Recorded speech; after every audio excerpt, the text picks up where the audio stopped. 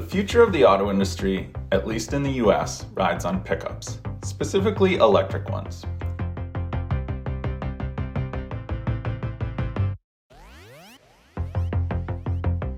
Roughly a dozen all-new, all-electric pickup trucks will hit the market in the next few years, including versions from Ford, the truck king, and Tesla.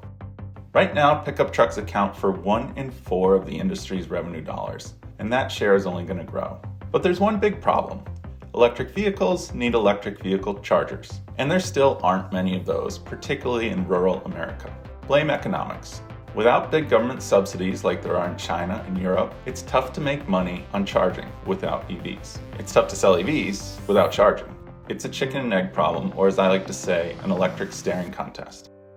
Tesla saw this détente a decade ago and decided just to build its own charging network. This year, Rivian plotted the same course. Before even making a vehicle, the startup pledged to build more than 13,000 charging stations that it will own and operate.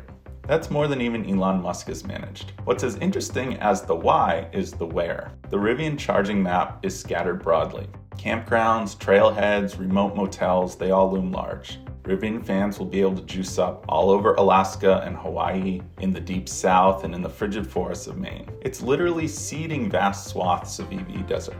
Chargers sell trucks, and Rivian wants to do just that, all over the place. It also wants to keep its customers happy. Like any hardware maker, Rivian is selling an experience as much as a product. The UX on a 5,000-pound pickup is as important as it is on a 10-ounce smartphone, maybe more so. A charger, one that works well and quickly, is a critical part of that UX. The charging network Rivian's building will be an astronomical cost, a huge risk to a fledgling company. Outsourcing the experience, however, may have been riskier still.